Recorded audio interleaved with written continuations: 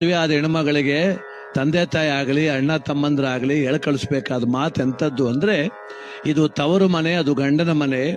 ಇಲ್ಲಿದ್ದಷ್ಟು ಸಂತೋಷ ನಿನಗಲ್ಲಿ ಇರೋದಿಲ್ಲ, ಇಲ್ಲಿದ್ದಷ್ಟು ಸ್ವಾತಂತ್ರ್ಯ ನಿನಗಲ್ಲಿ ಸಿಗೋದಿಲ್ಲ.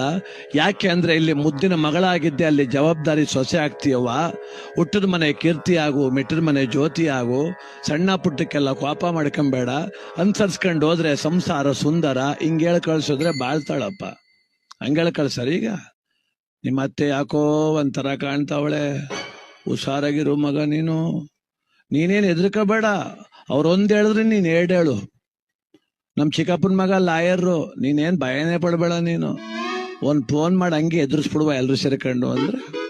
ಹಿಂಗೇಳಿ ಕಳ್ಸಿದ್ರೆ ಅವಳು ಸಂಜೆಗೆ ಫೋನ್ ಹಾಕ್ತಾಳೆ, ಅಯ್ಯೋ ಅವ್ವ ನಂಗೆ ಗಂಡಂದು ಏನೂ ನಡೆಯೋಲ್ತು ಅಂತಾಳೆ. ಏನು ಒಯ್ತಿದಂಗೆ ನಡೆದ್ಬಿಟ್ಟದ 4 ಗಂಟೆಗೆ. ಒಂದಷ್ಟು ದಿನ ಬಾಳ್ಬೇಕಾ ಬೇಡವಾ?